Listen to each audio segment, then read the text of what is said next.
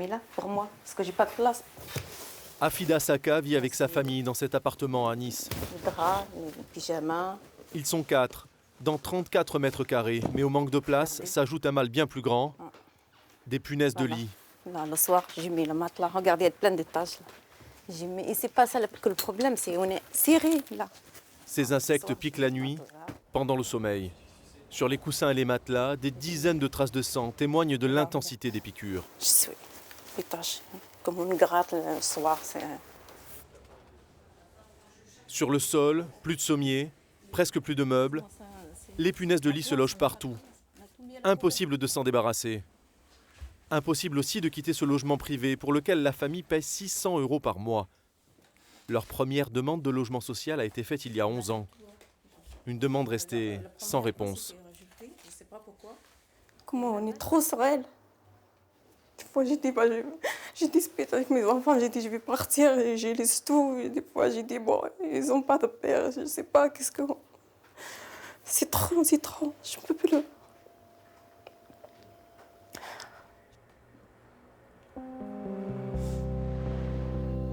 Dans les Alpes-Maritimes, il est de plus en plus difficile de se loger. 90% de la population, soit 1 million de personnes, vit sur le littoral, dans une bande large de 10 km. Derrière le luxe et les dorures de la Côte d'Azur, une réalité, plus des 2/3 de la population du département peut prétendre à un logement social. Qui sont ces personnes et que font les associations et l'État pour les aider? Pour beaucoup d'Azuréens, se loger n'est pas une formalité, c'est un combat. Un combat mené et gagné par Amel Ben Ali. Il y a 1 an, nous avions rencontré cette mère de famille à Nice. Elle vivait dans un logement privé de 42 mètres carrés avec 2 enfants. Depuis 2014, cette aide-soignante demandait un logement social sans succès. Je pense qu'on est vraiment trop à l'étroit. Mes enfants ont 12 et 8 ans. Ils grandissent, ils ont besoin d'indépendance, de chacun leur chambre. Et moi, ça fait 6 ans que je dors sur le canapé. Alors que je suis aide-soignante, je travaille 12 heures par jour. Et je suis très fatiguée en rentrant, je me contente du canapé parce qu'on n'a pas de place. Aujourd'hui, Bonjour. elle a enfin déménagé. Donc entrez, je vous en prie. Vous êtes dans un appartement de 86 mètres carrés, à 4 pièces, que j'ai obtenu tout récemment. Donc je vais vous faire la visite. Le salon, Amel Ben Ali occupe désormais ce logement social. une cuisine, qui donne aussi sur la terrasse.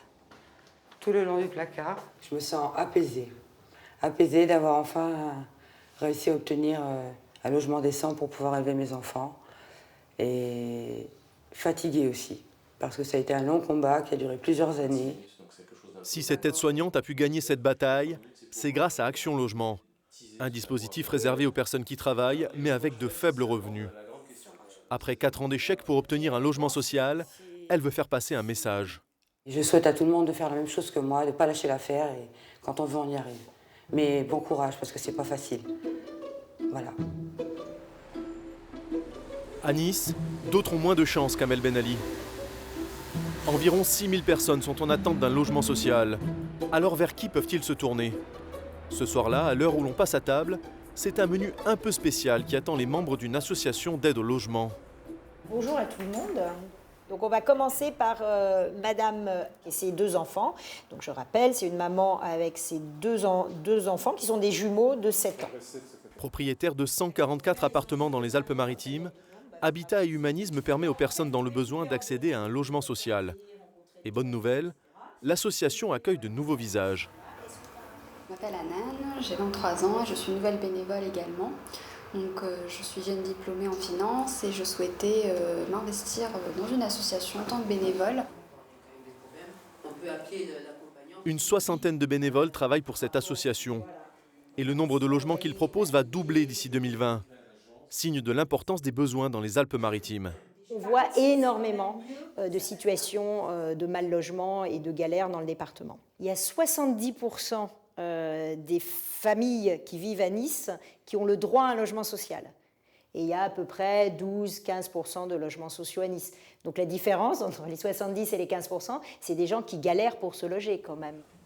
Chaque locataire de l'association est suivi au quotidien. Anan, la jeune bénévole, se rend pour la première fois chez la famille qu'elle va aider.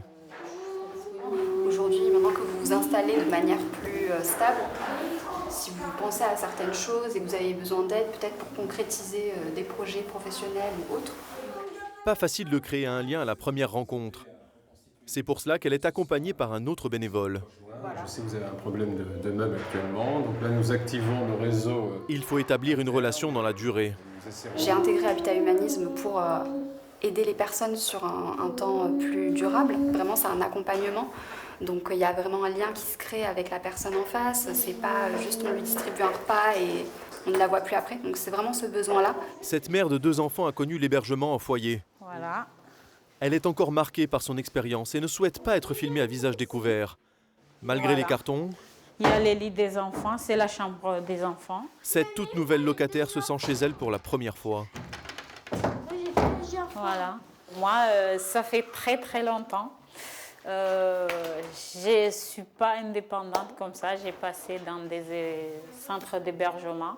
Du coup, aujourd'hui, je suis très contente parce que j'ai trouvé un appartement. Je suis indépendante maintenant. 2018, ça commence bien. Son appartement n'appartient ni à un bailleur social, ni à un promoteur immobilier, mais à René et Colette Baglione. Ces Niçois se sont engagés dans un dispositif original, les propriétaires solidaires. Ils louent leur bien à Habitat et Humanisme, qui le sous-loue à un locataire dans le besoin. De cette façon, l'association garantit le paiement du loyer et prend tous les risques. Il aura le risque de trouver le locataire. Il aura le risque de faire en sorte que le locataire ait un comportement correct. Je crois que d'un point de vue égoïste, on va dire qu'on y a intérêt. Ce retraité des finances publiques tient bien ses comptes. Au-delà de l'action militante, sa location lui permet surtout de faire une bonne opération. C'est la première année où je le fais, mais pour moi, a priori, et disons que mes anciennes fonctions me permettent de dire que je l'ai un peu calculé quand même, ça devrait être une opération blanche. C'est-à-dire ? C'est-à-dire que je ne perds rien par rapport à une location dans le privé. René Baglione est né dans le Vieux-Nice en 1945. Ce tableau, c'est le paillon au niveau du pont Barla. Depuis, son quartier a bien changé. Ce n'est plus le lieu de vie populaire qu'il a connu. Maintenant, c'est un quartier de résidence secondaire. Et donc, toute cette population qui habitait avant a été chassée du Vieux-Nice, parce qu'elle n'a plus les moyens d'y habiter. Et donc, la collectivité, elle est obligée de construire ailleurs. En 50 ans, le nombre de résidences secondaires a presque été multiplié par 4 dans les Alpes-Maritimes. Et dans le même temps, la quantité de résidences principales a tout juste doublé. L'explosion du tourisme sur la Côte d'Azur fait aussi grimper le prix du mètre carré. C'est ce que constate l'Observatoire des loyers. Admettons que ce soit juste, d'accord ? Combien vous pourriez donner par mois ? Ici, 18 000 personnes se renseignent chaque année sur le marché de l'immobilier. Aujourd'hui, Nice n'a jamais semblé aussi proche de Paris. On se situe sur des loyers qui sont équivalents à la deuxième couronne parisienne en termes de prix. Par rapport, donc c'est ce qui nous distingue par rapport à d'autres départements hors Île-de-France. C'est-à-dire ? C'est-à-dire qu'en moyenne, pour vous donner une idée, sur le territoire de la métropole, on est en moyenne à 14 € le mètre carré de surface habitable. Comment faire baisser le prix de l'immobilier ? À 30 km de la capitale azuréenne, Vallauris, la cité des potiers. Pablo Picasso et Jean Marais se sont installés ici au siècle dernier. Mais aujourd'hui, la ville a bien changé.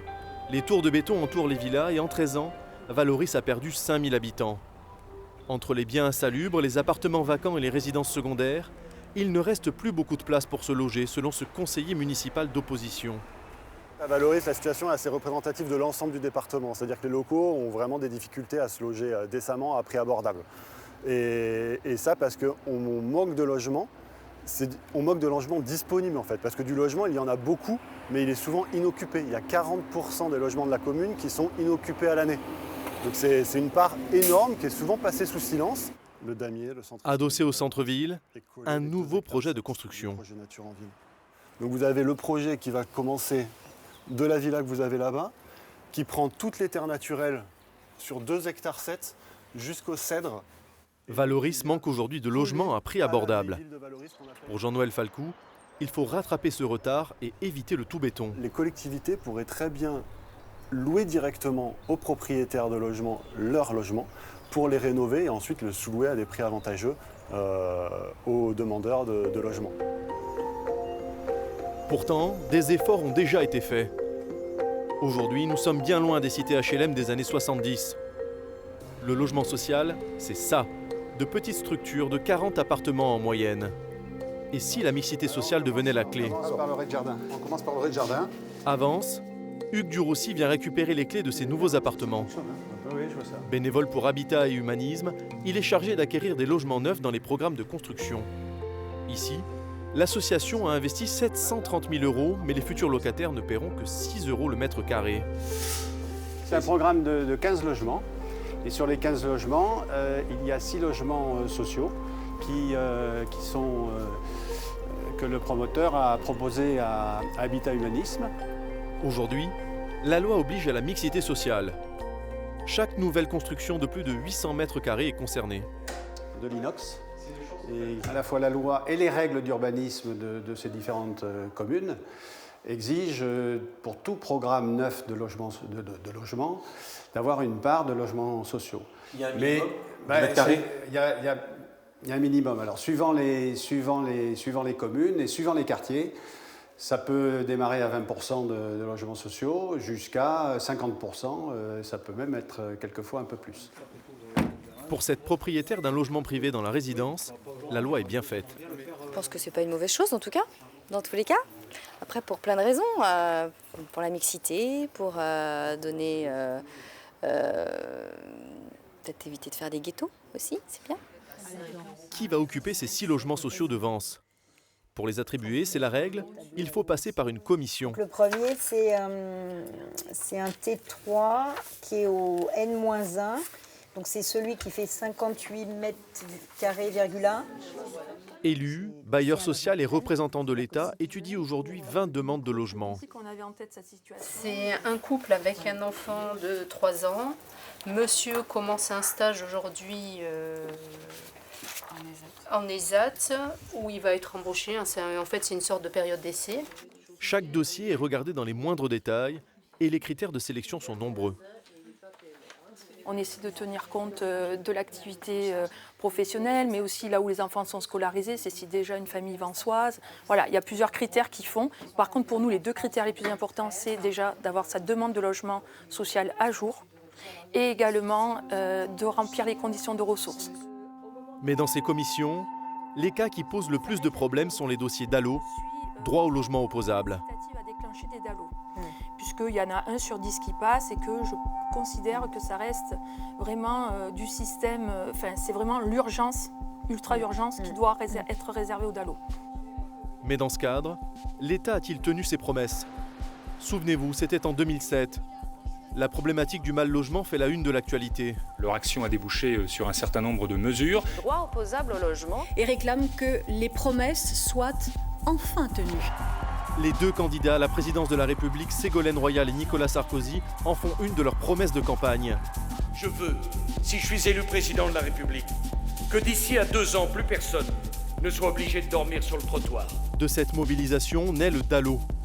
Il oblige l'État à proposer un logement dans un délai de 6 mois à toute personne reconnue prioritaire. Le droit au logement opposable aura donc une force irréversible. Mais plus de 10 ans après, de nombreux Azuréens dans le besoin n'arrivent toujours pas à se loger correctement.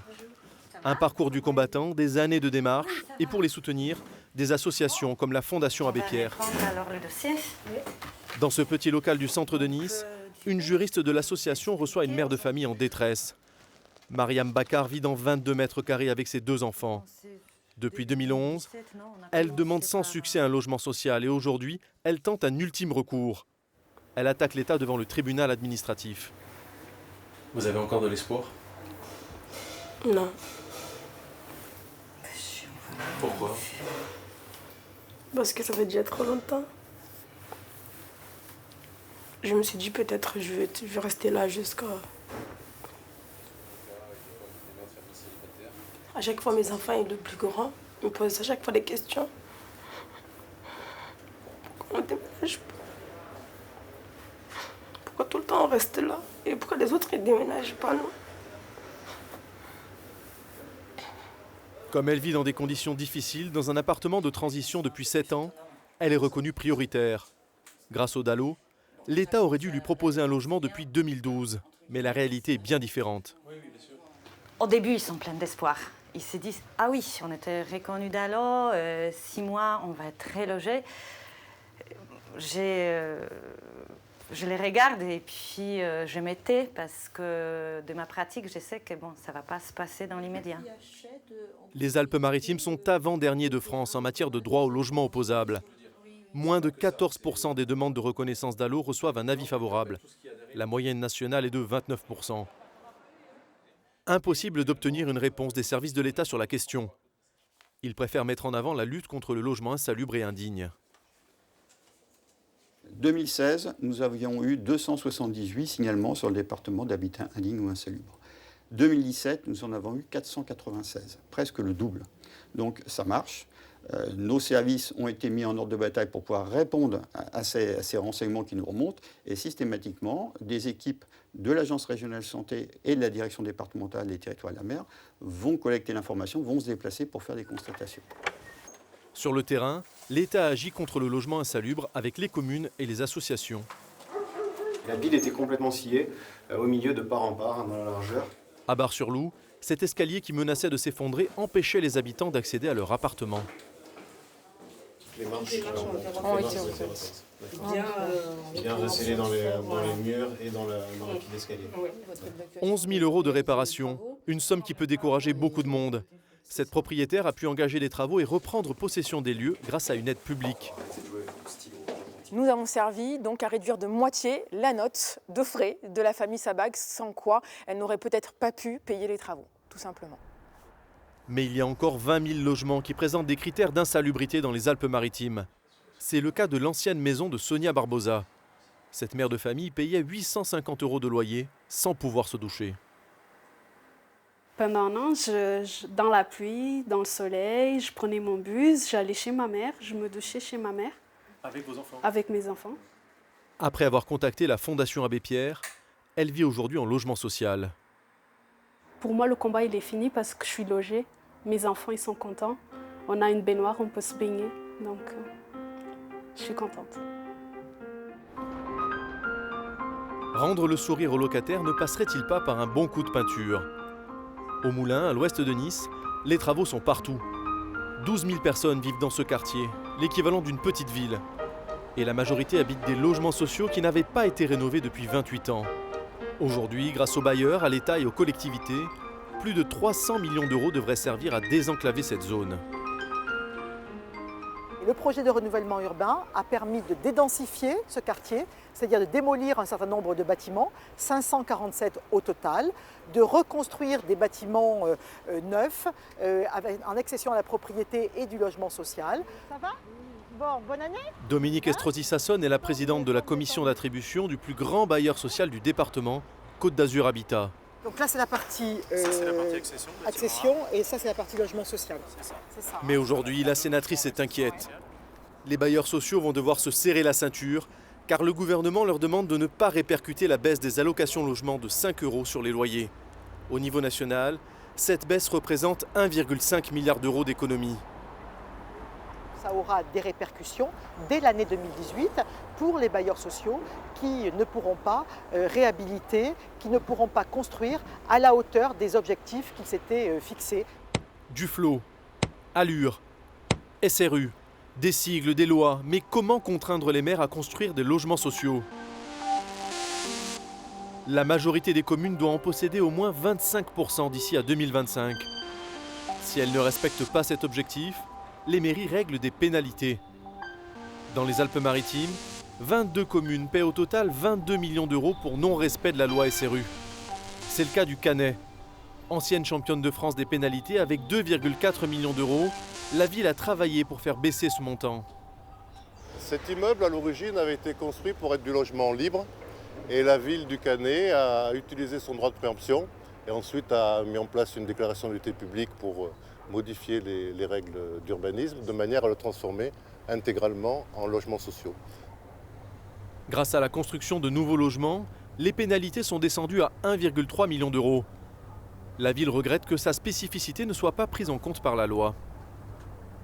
Le Canet est la ville la plus dense, non seulement du département des Alpes-Maritimes, mais de l'ensemble de la région PACA, plus dense que Nice ou plus dense que Marseille. Elle a un tout petit territoire et une forte population de plus de 40 000 habitants, si bien qu'elle ne dispose pas de réserve foncière. Et de surcroît, près de la moitié de son territoire est soumis à des risques incendie ou des risques inondation. Or, la loi nous traite de la même manière qu'une ville qui aurait par exemple beaucoup de terrains vierges et qui pourrait facilement construire. Mais les maires en font-ils assez, ou trop?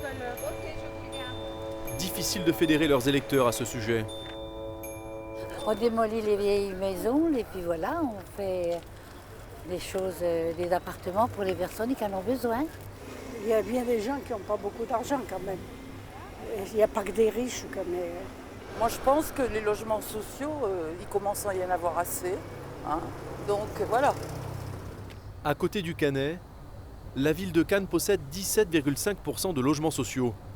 Dans les Alpes-Maritimes, elle se situe en 3e position des communes les plus vertueuses. Malgré cela, le maire de Cannes a une solution radicale pour lutter contre la pénurie de logements. Moi, je propose très clairement d'abroger ces lois qui bloquent, qui étouffent le marché, la loi SRU, la loi Duflot, la loi Allure, et d'avoir des dispositifs qui incitent à des permis de construire pour de la résidence principale. Après les inondations meurtrières qui ont frappé Cannes en octobre 2015, le nombre de permis de construire accordés par la mairie a diminué. La ville n'a pas atteint ses objectifs de construction de logements sociaux sur la période 2014-2016. Pour la première fois, l'État a donc infligé une amende d'1 million d'euros à la commune. L'État voudrait nous faire 3700 logements sociaux de plus. Non, on ne fera pas sarcelle à Cannes, on fera du logement social, on restera très vertueux et on essaiera de répondre aux dispositions légales, mais je crois qu'il est temps de changer. C'est en redonnant de la liberté aux acteurs privés, en permettant aux classes moyennes de se loger, qu'on enlèvera un peu de pression sur le logement social et qu'on pourra aider les personnes en difficulté. Transformer sa ville en cité HLM, c'est la crainte de tous les maires de la Côte d'Azur. Mais l'État et les mairies arrivent quelquefois à s'entendre en matière de logement. À Roquebrune-Cap-Martin, le terrain de cette base aérienne inoccupée a été cédé à la commune pour près de 21 millions d'euros. 35 000 mètres carrés en cœur de ville, récupérés à une condition, construire du logement social. Ici, 150 HLM avec vue sur la mer verront le jour d'ici 2020. Les riverains sont divisés sur le projet. Plutôt que d'avoir cet emplacement avec autant de places fermées et vides, à la limite, vaut mieux effectivement construire quelque chose. En gros, c'est 1000 personnes qui vont arriver dans le quartier. Donc je veux dire, en tant que commerçant, on peut pas être contre ce genre de choses. C'est extraordinaire. Pour nous, c'est plutôt une mauvaise chose, quoi. Comme moi, j'habite le quartier, voilà. Qu'est-ce que ça va ramener? On ne sait pas. Quand il n'y a pas d'accord, l'État agit à la place des maires. Par exemple, le préfet signe des permis de construire. Comme ultime recours, la préfecture peut préempter des terrains pour construire du logement social. Elle devient alors prioritaire lors des ventes de biens immobiliers. Dès lors qu'une commune est carencée, le maire perd son droit de préemption urbain au profit de l'État. Ça veut dire que dès lors que se vend un bien dans la commune, l'État peut se substituer à un propriétaire, quelqu'un qui veut acquérir, de façon à faire du logement. Ça, c'est le premier point. L'État l'a fait dans les Alpes-Maritimes? Oui, on l'a fait. Nous en avons fait 13 déjà. Donc ça veut dire que quelque part, les sujets, en 2017, c'était... Les sujets permettent de faire avancer et d'être dans la dissuasion. Dans les Alpes-Maritimes, il y a plus de 50 000 logements sociaux. Il en manque 70 000 pour respecter la loi. Le département sort de 4 années de production record dans la matière, mais les personnes en attente d'un meilleur logement sont toujours plus nombreuses. Elles seraient aujourd'hui plus de 100 000 sur la Côte d'Azur.